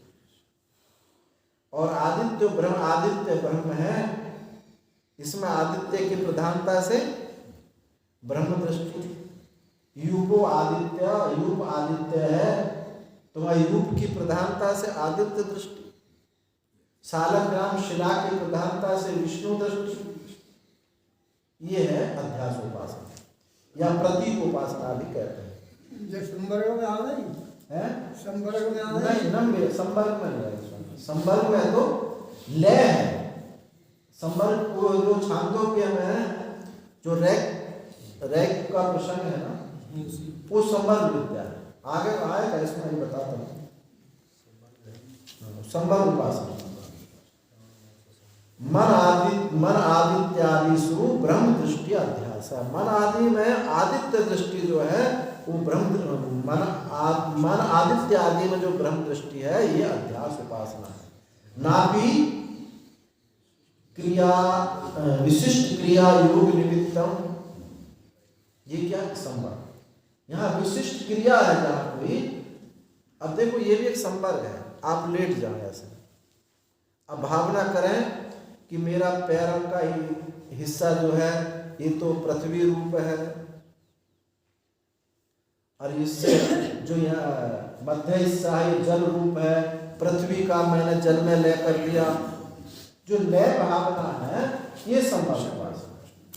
तो यहाँ एक का विशिष्ट क्रिया योग निमित्त, विशिष्ट क्रिया योग निमित्त जो एकता हो रही है वो लय उपासना, संवर्ग उपासना। तो क्या वायुर्भाव संवर्ग, वहीं के मंत्र हैं सब। वायुर्भाव संवर्ग, वायु क्या है, संवर्ग सबको जो अपने में लीन कर दे। यथा प्रलय काले क्रिया विशेषो विशिष्ट क्रियातया योगो निमित्तम यस्य ध्यान तत्तथा यथा प्रलय काले वायु अग्नि आदि संवरणों, जो संवरण है उसी से संवर्ग सर्वना अपने में लीन कर ले। तो प्रलय काल में जो वायु है अग्नि आदि को अपने में समेट लेती है, संहार कर लेती है, इसलिए अग्नि संवर्ग है। स्वाप काले प्राणो वागादीनाम संहरति इति क्रिया संहार क्रिया योगाद संवर्ग। सुषुप्ति में प्राण में वागादि संहार हो जाता है, लीन हो जाता है, इसलिए इस संहार क्रिया योग से ये प्राण क्या हो गया, संवर्ग हो गया। तो यहाँ ब्रह्म संवर्ग जब हम करेंगे तो सबको लीन करेंगे। ब्रह्म संवर्ग जब हम कहेंगे तो सबको हम लीन करेंगे। तो ये जो को ज्ञान नहीं, अगर किसी को शत्रु को मारना है तो जगा कर मारे, सोते हुए को मारना कोई बहादुरी नहीं, ये तो मरे हुए को सोते हुए को मारने की तरह है उपासना, लीन करना। और जहाँ इस प्रकार से कोई किसी को मारता है तो उसकी दुश्मनी समाप्त नहीं होती। दुर्योधन को भी ये बहुत दुख था कि मैंने द्रौपदी के 5 पुत्रों को मरवा दिया, सोते हुए कष्ट हुआ।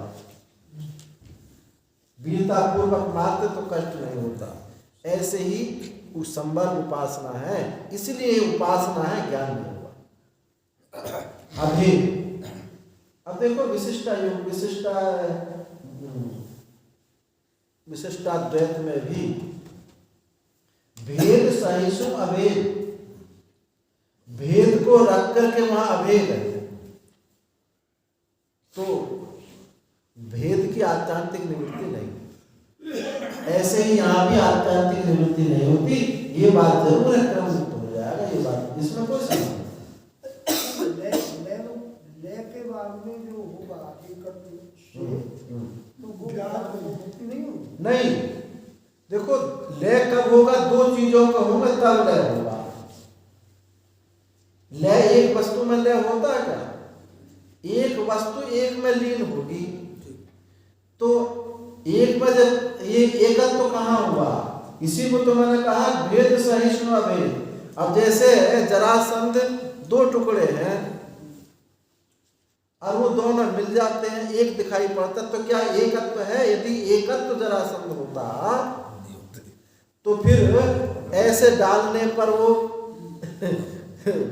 जैसे बताया कि उल्टे करके डालो तो मिल क्यों नहीं गया, नहीं मिला था, अभेद नहीं हुआ ना, अभेद नहीं हुआ। यहाँ एक है यही जानना है, 2 का एक नहीं करना है। 2 का एक करने का नाम उपासना है, तादात्म्य का नाम उपासना है, और एकत्व जानने का नाम एकत्व है। ये दराती है, ये लोहा है, ये तो एकत्व है। यह जानना है, मानना नहीं। तादात्म्य मान करके कर रहे हैं। कार्य को कार्य में करते करते जब आखिरी पहुंच गया तो पता वेद है फिर कहाँ है। देखिए कारण को कारण में लीन, पहले आपने ये जाना कि दो है या एक है? पहले भी दो माना हैं? पहले दो माना हाँ। फिर जो अब पहले से दो मान करके तो दो एक का एक में लीन कर रहे हो, एक का एक में लीन कर रहे हो, तो अभेद कहाँ होगा? दो वस्तु है, दो में एक का एक में लीन कर दो और कहो कि अगर एक ही मानते हो तो फिर कार्य कारण भाव सिद्ध नहीं होगा। यदि एक ही मानते हो तो कार्य कारण भाव सिद्ध नहीं होता, और दो मानोगे तो फिर तादात्म्य होगा।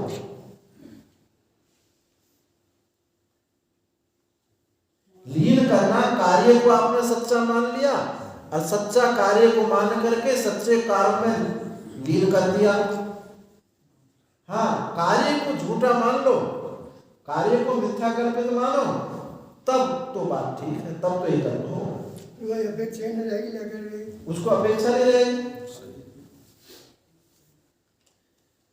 तो संवर्ग वायु भाव संवर्ग प्राणो भाव संवर्ग इति वा, और नापि आज्यावेक्षण आदि कर्मवत कर्मांग संस्कार रूपम, ये संस्कारी उपासना भी ये नहीं है।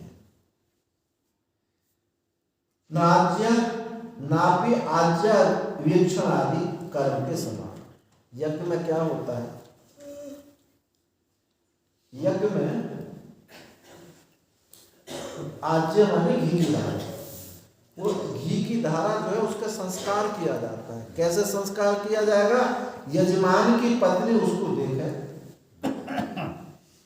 यजमान की पत्नी के देखने से आज्य का संस्कार हो जाता है घी की धारा का। तो वही दृष्टांत कह रहे हैं कि नापि आज्य वीक्षण आदि के समान ये कर्मांग संस्कार्य भी नहीं, संस्कार उपासना नहीं हो सकती, क्योंकि यदि कोई अशुद्ध होगा तो उसका संस्कार हो, ब्रह्म तो अशुद्ध है ही नहीं, ये समझना होगा। तो संपदादि रूपे ही ब्रह्मात्मेकत्व विज्ञान अभ्युपगम्य माने तत्त्वमसि अहं ब्रह्मासि अयम् आत्मा ब्रह्म इत्येवमादीनां वाक्यानां ब्रह्मात्मेकत्व वस्तु प्रतिपादन पर पद समन्वय। ये जो यदि हम आज्य को संस्कार्य, आज्य के समान संस्कार्य मानते हैं उसको, तो ब्रह्मात्मेकत्व विज्ञान होने पर जो तत्त्वमसि अयम् आत्मा ब्रह्म चार जो महावाक्य से जो जीव ब्रह्म के एकत्व का जो बोध होता है, इन वाक्यों का ब्रह्मात्मेकत्व वस्तु के प्रतिपादन पर पद समन्वय ये पीड़ित हो जाएंगे, ये नष्ट हो जाएंगे, क्योंकि ब्रह्म तो शुद्ध है, अशुद्ध की ही संस्कार होता है। शुद्धि किसकी होगी? अशुद्धि के जो नित्य शुद्ध है उसकी क्या शुद्धि होगी? भिद्यते हृदय ग्रंथि छिद्यन्ते सर्व संशया इत्येवमादीनि अविद्या निवृत्ति फल श्रवणानि उपरुद्धेरन्। ये जो भिद्यते हृदय ग्रंथि छिद्यन्ते सर्व संशया, उसका हृदय ग्रंथि का छेदन हो जाता है, सब संशयों की निवृत्ति हो जाती है। उस परावर को जानने पर अविद्या निवृत्ति फल सुनने वाली जो श्रुतियां हैं ये बाधित हो गई। ब्रह्मेद ब्रह्मैव, जो ब्रह्म को जानता है वो ब्रह्म ही होता है। इति एवमादीनि तद भावापत्ति वचनानि संपदादि पक्षेन सामंजस्य उपपद्येरन् इत्यादि जो श्रुति है भावापत्ति वाली, तादात्म्यपत्ति वाली जो श्रुतियां हैं, तादात्म्यपत्ति जो वचन है संपदादि पक्ष में, ये उसमें सामंजस्य उनका नहीं होगा। ये सारी श्रुतियां बाधित हो जाएंगी यदि उसको आप संस्कारी रूप मानते हैं। तस्मात् न संपदादि रूपम ब्रह्मात्मेकत्व विज्ञान। इसलिए संपद, अध्यास, संवर्ग और संस्कार्य रूप ये संस्कारी जो उपासना है ये ब्रह्म इस प्रकार से नहीं होगा। अतो न पुरुष व्यापार तंत्र ब्रह्म, तस्मात् न संपदादि रूपम ब्रह्मात्मेकत्व विज्ञानम अतो न पुरुष व्यापार तंत्र ब्रह्म विद्या, कि जो ब्रह्म विद्या है पुरुष व्यापार के अधीन नहीं है, कि मैं करूं ना करूं, उपासना में, उपासना पुरुष व्यापार अधीन है, यही कर्म है। जो पुरुष के अधीन हो, कर्ता के अधीन हो, वो उपासना होगा या कर्म होगा। तो जो सारी उपासना में ये सब पुरुष के अधीन है, मैं तादाद में करता हूँ। एक उपासना में, ध्यान में भी, ध्यान करते जो वहीं कोई आकृति बनाएंगे, राम जी की आकृति बनाओ, कृष्ण आकृति बनाओ, अथवा सारी आकृतियों को निकाल करके एक ऐसी आकृति बनाएंगे जिसमें नाक मुंह नहीं, वो भी एक आकृति है, इसमें नाक मुंह आदि नहीं बने हुए। लेकिन आकृति किसे कहते हैं? आकृति कहते हैं परिच्छिन्नता को, जो सीमा से बद्ध है वही आकृति है। तो हमने ठीक है नाक मुंह आदि नहीं बना रखे, लेकिन परिच्छिन्नता का है, एक अवस्था है, अवस्था माने आकृति है। सुषुप्ति भी एक आकृति हो गई, क्यों? वो भी परिच्छिन्न है, क्योंकि जागृत से कट जाती है, स्वप्न से कट जाती है, इसीलिए उसको अवस्था कहा गया। तो भी एक आकृति है, तो भी पुरुष के अधीन है, इसलिए समाधि भी पुरुष के अधीन है, वो भी एक आकृति है। किम तरी, तो क्या है? प्रत्यक्षादि प्रमाण विषय वस्तु ज्ञानवत् वस्तु तंत्र। फिर कैसी है? जैसे प्रत्यक्षादि प्रमाण विषय वस्तु ज्ञान के समान वो वस्तु तंत्र है, वो पुरुष के अधीन नहीं है। करे ना करे, अन्य करे, ऐसा नहीं है। सामने रखी हुई वस्तु जैसी है वैसी ही दिखेगी, यदि कोई नेत्र में दोष नहीं है तो। एवं भूतस्य ब्रह्मणा तज्ज्ञानस्य च न कयाचित् युक्त्या शक्यं कार्यानुप्रवेश कल्पितम्। इस प्रकार ये जो सिद्ध वस्तु है, भूत ब्रह्म का, सिद्ध ब्रह्म का, उसके ज्ञान का और उसके ज्ञान का, ब्रह्म का और उसके ज्ञान का कयाचित् किसी भी युक्ति से कार्यानुप्रवेश, कार्य में प्रवेश, उसकी कल्पना नहीं की जा सकती है। न च विधि क्रिया कर्मत्वेन कार्यानुप्रवेश ब्रह्मणा, और विधि क्रिया के कर्म रूप से भी कार्यानुप्रवेश ब्रह्म का सिद्ध नहीं होगा। कहे कि मैं ये जानता हूँ, जो विधि क्रिया है, तो जानने क्रिया से, विधि क्रिया का कर्म रूप से भी कार्यानुप्रवेश ब्रह्म का नहीं है, क्योंकि श्रुति ने विधि क्रिया का निषेध किया है। क्या निषेध किया है? अन्नदेव तद विदितात् अथो अविदितात् अधीन, वो विदित से भी परे है, अविदित से परे। विदित से परे है यानी विधि क्रिया का निषेध हो गया, जानने का निषेध हो गया। जानना मात्र अलग है, जानना मात्र अलग है, और जानने वृत्ति अलग है। वृत्ति ज्ञान अलग है और ज्ञप्ति ज्ञान अलग है। ज्ञप्ति ज्ञान का निषेध नहीं हो रहा है, या वृत्ति ज्ञान का।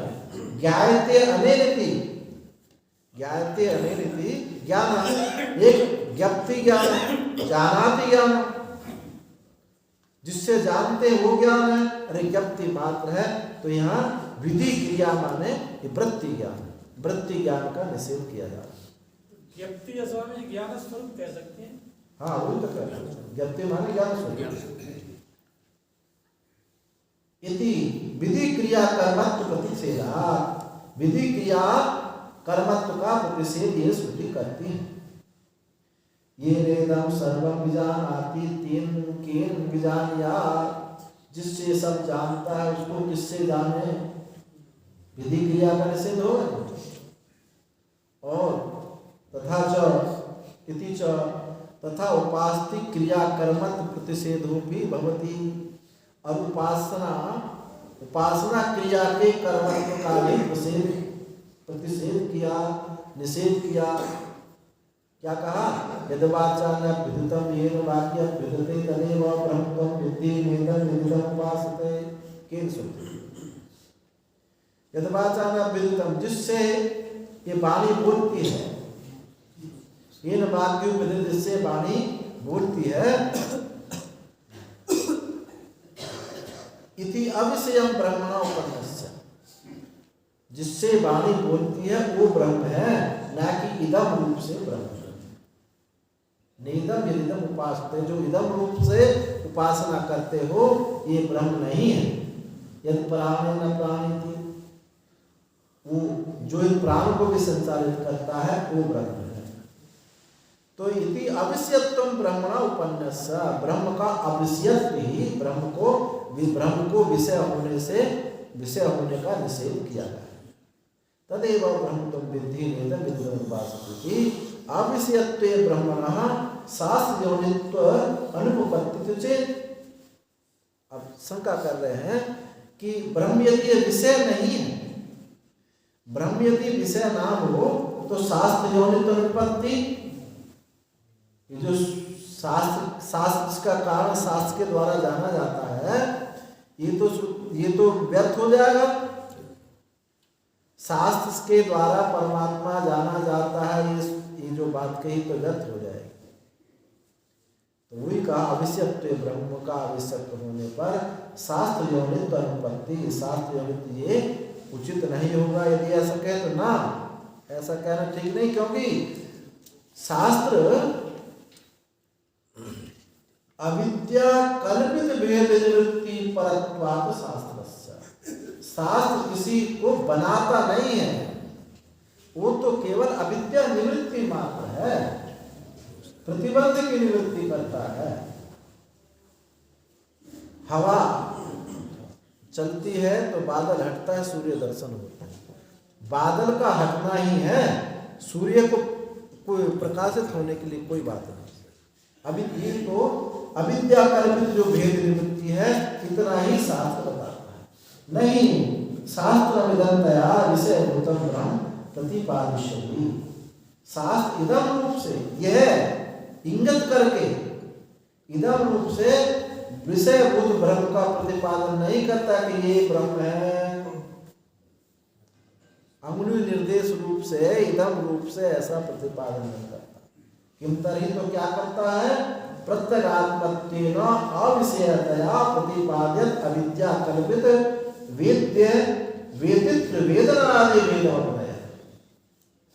तो क्या करता है शास्त्र कि प्रत्यगात्म रूप से जो अविषय है, अपना आपा है, साक्षात है, इसका प्रतिपादन करता हुआ अविद्या कल्पित, अविद्या से जो कल्पना किए हुए वेद्य वेदिता वेदन आदि का के भेद को निवृत्त करता है, इस त्रिपुटी को भंग करता है और उसको अविषय ही बताता है। ये शास्त्र करता है। यही अविद्या कल्पित त्रिपुटी क्या है, अविद्या कल्पित है। तथा तो शास्त्र है। अयम आत्मा ब्रह्म ने अयम जो है वो नहीं कर रहा है, इंगित नहीं कर रहा है। अयम आत्मा, अयम जो अयम शब्द है, हाँ, इंगित तो कर रहा है कि ये आत्मा इंगित कर रहा है। नहीं, अयम जब आप कहेंगे अयम तो बाहर में आप बाहर को इंगित कर रहे हैं, अंतर का अंतर है। अयम आत्मा, आत्मा की तो साथ में है ना, अयम आत्मा ब्रह्म, एक शब्द को क्यों पकड़ते हो, आत्मा को तो जोड़ो उसके साथ। आत्मा बाहर होता है, प्रत्येक होता है। हम ये कहें कि अयम ब्रह्म, तब तो आपकी बात मान ली जाएगी। पर जब कहे अयम आत्मा ब्रह्म, जब ये कहा जा रहा है तो आत्मा तो सबके पीछे होता है, तो ऐसा नहीं होता। हाँ, इदम ब्रह्म, तब तो आपकी बात ठीक है। प्रत्यगात्म रूप से अविषय रूप से प्रतिपादन करता हुआ विद्या कल्पित वेद्य वेद्यत्वी और वेदन आदि भेद का ज्ञान करता है। तथा तो शास्त्र, और इसमें शास्त्र भी है। यस्या मतम तस्य मतम मतम यस्य न वेद सः अभिज्ञातम विजानताम विज्ञातम विजानताम। जिसका मत है उसी का मत है, जिसने इस बुद्धि वृत्ति को छोड़ा है उसी का मत है, उसी ने जाना। जो कहता है कि मैं जानता हूं, उसने नहीं जाना। अविज्ञातम विजानताम विज्ञातम अजानताम। जिसने नहीं जाना, जिसने इदम रूप से नहीं जाना उसी ने जाना, और जिसने विज्ञातम अविजानताम, और जिसने इदम रूप से नहीं जाना उसी ने जाना, जिसने कहा इदम रूप से जाना उसने नहीं जाना। नहीं दृष्टि दृष्टारम पश्ये, दृष्टि के दृष्टा को मत देखो, दृष्टि के दृष्टा को मत देखो। न विज्ञाते विज्ञाता विजानिया, विज्ञाती के विज्ञाता को मत जानो। दृष्टि यानी इंद्रिय वृत्ति के साक्षी को तू देख नहीं सकता, दृष्टि के दृष्टा को कोई देख नहीं सकता, क्योंकि जो स्वरूप है उसी के प्रकाश में ये वृत्ति प्रकाशित हुई है। अतः अविद्या कल्पित संसार संसारित्व निवर्तनेन नित्य मुक्त आत्मस्वरूप समर्पणात् न मोक्ष से अनित्यत्व दोषः। इसलिए अविद्या कल्पित संसारित्व दोष की निवृत्ति होने से नित्य मुक्त आत्मस्वरूप का समर्पण होता है, न मोक्ष का नित्यत्व दोष है। मोक्ष में अनित्यत्व दोष नहीं होगा, केवल अविद्या कल्पित दोष की निवृत्ति होने से ही मोक्ष नित्य हमको प्राप्त है। अनित्यत्व दोष इसमें नहीं आया। यस्य उत्पाद्यो मोक्ष तस्य मानसम वाचिकम कायिकम वा कार्यम अपेक्षते इति युक्तम्। किंतु जो मोक्ष को चार चीज बताए, उत्पाद्य, आप्य, विकार्य और संस्कार। जो उत्पाद्य, यदि मोक्ष को तुम उत्पाद्य मानते हो, यस्तु उत्पाद्य मोक्ष तस्य मानस वाचिक कायिकम वा कार्यम अपेक्षते, मानस वाचिक और कायिक कार्य की अपेक्षा रखे। कोई चीज बनानी है तो शरीर से बनेगी, मन से बनेगी, वाणी से बनेगी, उनकी अपेक्षा होगी। तथा विकार्यत्वेच, और विकार्य पक्ष में भी तयो पक्षयो मोक्षस्य ध्रुवम अनित्यत्वम। इन दोनों पक्षों में मोक्ष अनित्य ही सिद्ध होगा, चाहे वो विकार्य हो चाहे उत्पाद्य। दोनों पक्षों में हमारे पास कोई वस्तु नहीं है, हम बना सकते हैं, कहीं से ला सकते हैं और विकार भी कर सकते हैं। घड़े में नमक भर दो गल जाएगा, डंडा मार दो टूट जाए, तो सब कर्म की गति यही होगी। दोनों पक्षों में ध्रुव नित्य ही और मोक्ष हुआ अनित्य ही होगा। नहीं दध्यादि विकार्य उत्पाद्य हुआ घटादि नित्य दृष्टम लोगे। लोक में दधियादि, दधी, दही और घट बनाया जाता है, दधी विकार्य है। दूध में दही डाला तो दही बना, तो दधियादि विकार्य और घट आदि उत्पाद्य। ये कहीं भी लोक में इनको नित्य नहीं देखा गया। न च आप्यत्वेनापि कार्यापेक्षा स्वात्म स्वरूपत्वे सति अनाप्यत्वात्। जिसके मत में ये ब्रह्म प्राप्य है, जिसके मत में ये ब्रह्म प्राप्य है, उसके मत में भी उसको कार्य की अपेक्षा नहीं है। उसके मत में भी कार्य की अपेक्षा नहीं, क्योंकि वह स्वात्म स्वरूप होने का प्राप्य ही नहीं। वो अपना स्वरूप होने के कारण प्राप्य नहीं, प्राप्त नहीं करना, उसको प्राप्ति स्वरूप है। नित्य आत्मस्वरूपत्वा सर्वेण ब्रह्मणा आकाशस्य। सब ब्रह्म जो है आकाश के समान, आकाश के समान है। नापि संस्कार्य मोक्ष ये व्यापार अपेक्षित, और न ये मोक्ष जो है संस्कार्य है, जिससे कि उसको व्यापार की क्रिया की अपेक्षा हो। संस्कार हुई नाम संस्कार से गुणाध्यान वा स्याल दोष अपने वा। संस्कार का क्या होगा, या तो गुणों का आधान करो उस पर, उसका दोष उसके हटाओ, तभी वो संस्कार होता है। घड़े पर उसकी पेंट कर दो, या गंदा हो रहा उसको धुल दो, तो कहने बड़ा शुद्ध हो गया, संस्कार न तावत गुणाधान न संभवती, और वहां जो है गुणाधान ये संभव नहीं है। क्यों? अनादयातिशया ब्रह्म स्वरूपत्वात् मोक्षस्य, क्योंकि जो मोक्ष है ब्रह्म स्वरूप होने के कारण आधेय अतिशयता से रहित है। ना तो वो आधार बनता है और ना ही वो क्या है उसमें अतिशयता है। वो तो निरतिशय है, निराधार है, बल्कि सबका आधार है, एक का आधार नहीं बनता है। अनाधेय अतिशय ब्रह्म स्वरूपत्वात् मोक्ष, मोक्ष इस प्रकार से है ना भी दोष अपने न और ना ही दोष की निवृत्ति से। क्यों नहीं? क्योंकि वो तो शुद्ध है।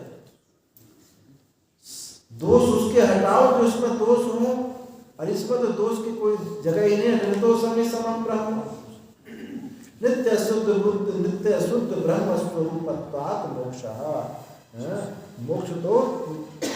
मोक्ष जो है नित्य शुद्ध ब्रह्म स्वरूप है। स्वात्म धर्म एवं संपूर्ण मोक्षः क्रिया आत्मनि संस्क्रियमाणे अभिव्यज्यते।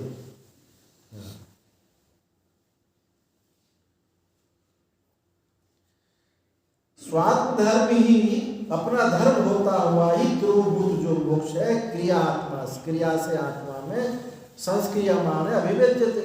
अपना जो स्वात्म धर्म जो है ये ध्रुवभूत हो जाए, किसी क्रिया के माध्यम से उसका संस्कार करने पर अभिव्यक्ति होती है तब उसकी शुद्धि होती है। जैसे कि यथा आदर से निर्घर्षण क्रियाया संस्क्रियमाणे भास्वत्वं धर्म चेत।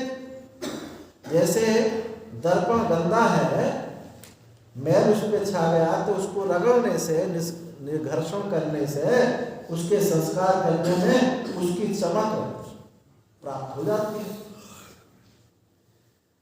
तो ये मोक्ष, ये ब्रह्म तो इस प्रकार भी नहीं है। न क्रिया आश्रय तो अनुपत्ति आत्मा है, क्योंकि आत्मा क्रिया का आश्रय नहीं। आत्मा की अनुपत्ति क्रिया आश्रय सिद्ध नहीं होता।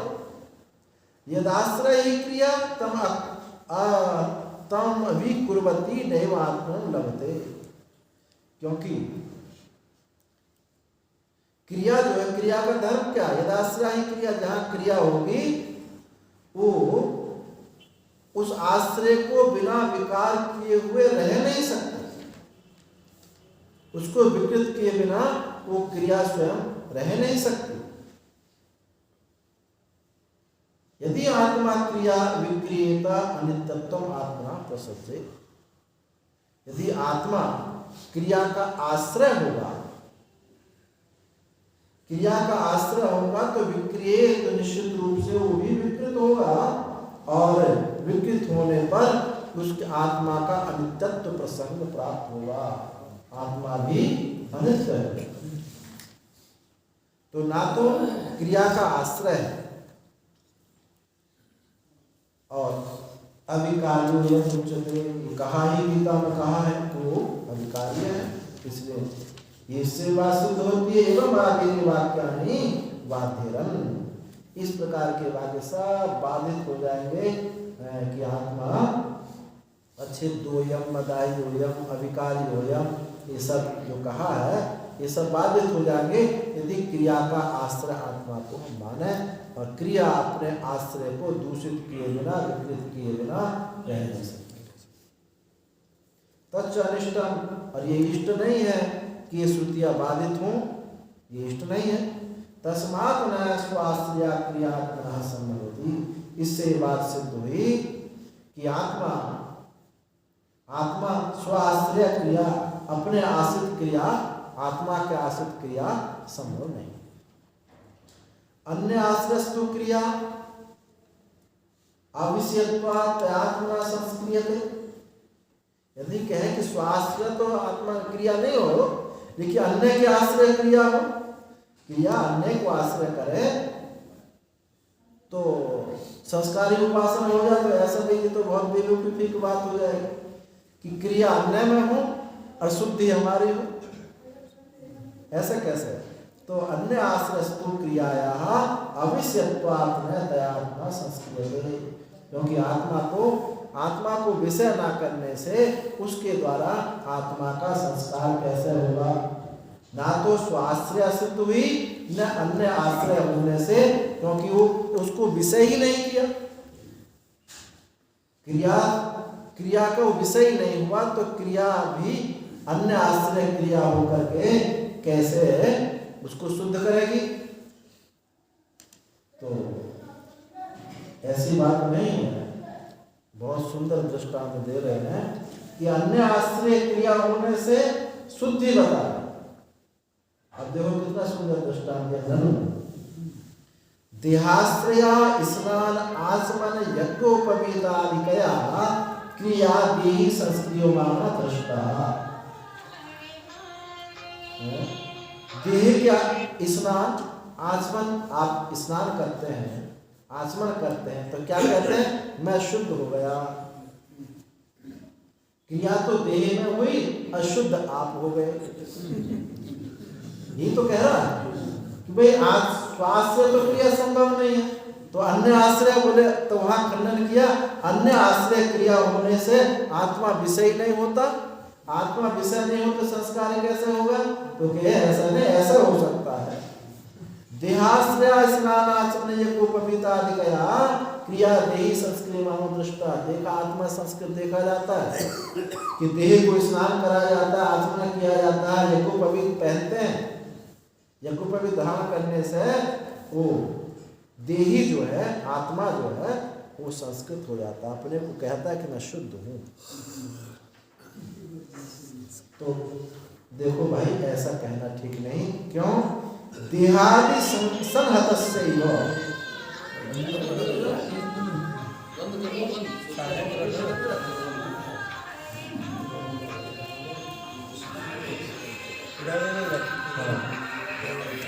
देहादि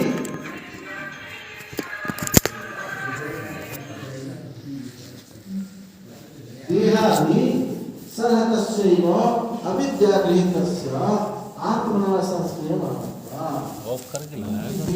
ध्यान नहीं रही, दोनों चलेगा नहीं। देहादि सनत अविद्या गृहीतस्य, देहादि जो संघात है यह अविद्या गृहीत है।